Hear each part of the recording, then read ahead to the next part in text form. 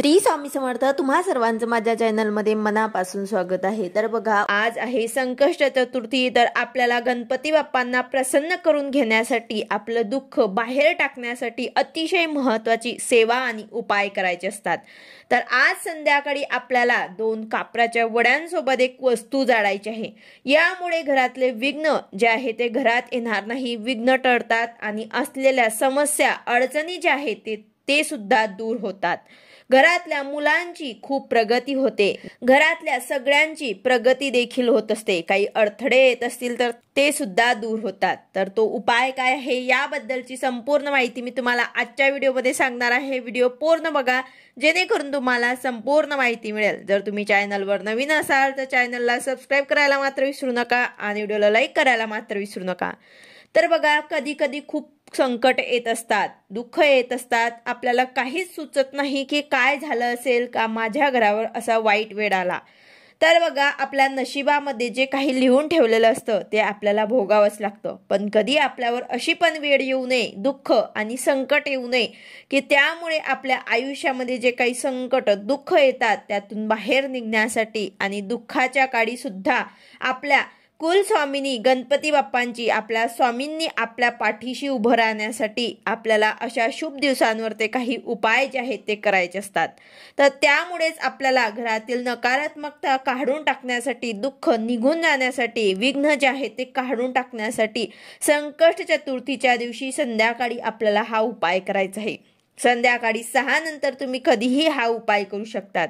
दर महिन्याच्या चतुर्थीला सुद्धा केला तरी सुद्धा हरकत नाही।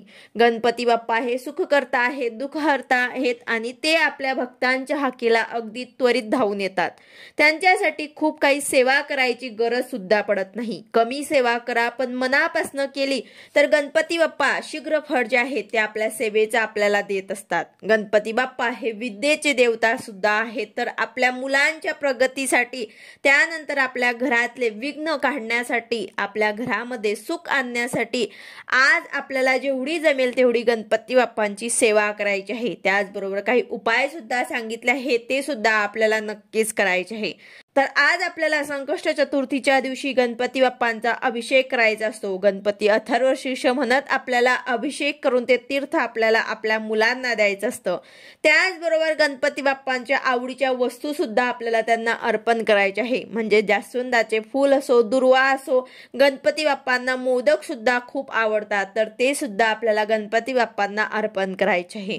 तर ह्या ज्या काही गोष्टी आहेत त्या आपल्याला प्रत्येक संकष्ट चतुर्थीच्या दिवशी नक्कीच करायच्या आहे। त्याचबरोबर काही असे उपाय सुद्धा असतात, काही सेवा सुद्धा असतात, ते आपल्याला नक्कीच या दिवशी आवर्जून करायचे आहे। मात्र सेवा आणि उपाय करायला या दिवशी चुकू नका, कारण हा दिवस अत्यंत महत्त्वाचा असतो। त्यासाठीच आपल्याला संध्याकाळी हा उपाय करायचा आहे। तर त्यासाठी आपल्याला एक छोटासा खोबऱ्याचा तुकडा घ्यायचा आहे आणि 2-3 भीमसेनी कापराच्या वड्या सुद्धा घ्यायच्या आहे।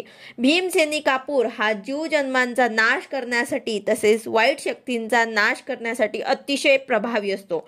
पण जर तुमच्याकडे साधा असेल तर तुम्ही तो सुद्धा घेऊ शकतात आणि जर भीमसेनी असेल तर अतिशय उत्तम। तर हा उपाय तुम्हाला देवघरात बसूनच करायचा आहे। देवांसमोरच आपल्याला हा उपाय करायचा आहे। अग्नीच्या साक्षीने आपल्याला हा उपाय करायचा आहे। त्यासाठीच आपल्याला संध्याकाळी दिवा अगरबत्ती लावून घ्यायची आहे आणि आपल्या देवघरासमोरच आपण ज्यामध्ये कापूर लावत असतो रोज, त्यामध्येच आपल्याला 2-3 भीमसेनी कापराच्या वड्या ठेवायच्या आहे। भीमसेनी कापराच्या वड्या घ्यायच्या आहे आणि त्यावरती आपल्याला एक छोटासा खोबऱ्याचा तुकडा घ्यायचा आहे। आपल्याला सुख खोबरं यासाठी घ्यायचं आहे, ओलं खोबरं नाही घ्यायचं यासाठी।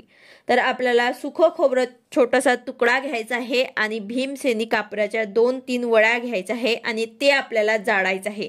आणि तो कापूर जळेपर्यंत आपल्याला कंटिन्यू ओम श्रीम विघ्नहर्ताय नमः, ओम श्रीम विघ्नहर्ताय नमः या मंत्राचा जप करायचा आहे। हा मंत्र जप केल्यामुळे, कापूर जाळल्यामुळे आपल्या घरातले, आपल्या आयुष्यातले विघ्न जळून जातात। हा उपाय करताना इकडे तिकडे लक्ष न देता अगदी 5 ते 10 मिनिटं आपल्याला हा उपाय करायचा आहे। हा उपाय करताना आपल्याला मंत्र कंटिन्यू म्हणत राहायचं आहे। मन लावून तुम्ही हा उपाय करा आणि नक्कीच बघा तुमच्या घरातले जे काही संकट, विघ्न आहे, नकारात्मकता आहे ते सुद्धा निघून जाईल। तर जर महिलांना मासिक विटाळ असेल तर पुरुषांनी किंवा मुलामुलींनी हा उपाय केला तरी सुद्धा चालेल। यानंतर जे खोबरं आहे ते दुसऱ्या दिवशी तुम्हाला निर्माल्यात टाकायचं आहे, कारण त्यावरती आपण आपल्या घरातले विघ्न घालवण्यासाठी सेवा केलेली आहे। जी काही नकारात्मकता आहे ती त्यामध्ये शोषली जाते, तर यामुळे हे निर्माल्यात आपल्याला टाकायचं आहे। कितीही दुःख संकट असो नक्कीच ते तुमचे दूर होतील। त्याचबरोबर लक्ष्मी प्राप्तीसाठी आपण चतुर्थीच्या दिवशी अजून एक उपाय करू शकता। त्यामध्ये तुम्हाला 2-3 कापराच्या वड्या घ्यायच्या आहे, त्याचबरोबर थोडेसे तांदूळ घ्यायचे आहे, 2 लवंग घ्यायचे आहे आणि 2 वेलची घ्यायची आहे। तर यासाठी आपल्याला ज्यामध्ये आपण कापूर जाळत असतो ते भांडं घ्यायचं आहे, त्यामध्ये थोडेसे तांदूळ टाकायचे आहे, त्यावर 2-3 भीमसेनी कापराच्या वड्या टाकायच्या आहे, त्यावरती 2 लवंग आणि 2 वेलची आपल्याला टाकायची आहे आणि त्यानंतर कडेपर्यंत आपल्याला लक्ष्मी प्राप्तीसाठी हा मंत्र जप करायचा आहे। तो मंत्र असा आहे श्रीम। या मंत्राचा आपल्याला कंटिन्यू जप करायचा आहे, जोपर्यंत ते जडणार तोपर्यंत आपल्याला श्रीम श्रीम हा मंत्र जप करायचा आहे। कमीत कमी आपल्याला 108 वेळा हा मंत्र जप करायचा आहे। अशा प्रकारे तुम्ही चतुर्थीच्या दिवशी हे 2 उपाय आवर्जून करू शकतात। यामधनं तुम्हाला एक उपाय करायचा असेल तर तुम्ही एक सुद्धा करू शकतात। एक आहे आपल्या घरातील नकारात्मकता वाईट शक्ती दूर काढण्यासाठी आणि दुसरा आहे लक्ष्मी प्राप्तीसाठी। अतिशय महत्त्वाचे आणि साधे आणि सोपे उपाय तुम्ही नक्कीच करा। प्रत्येक महिन्याच्या संकष्ट चतुर्थीला जरी आपण हे उपाय केले तरी सुद्धा चालतील।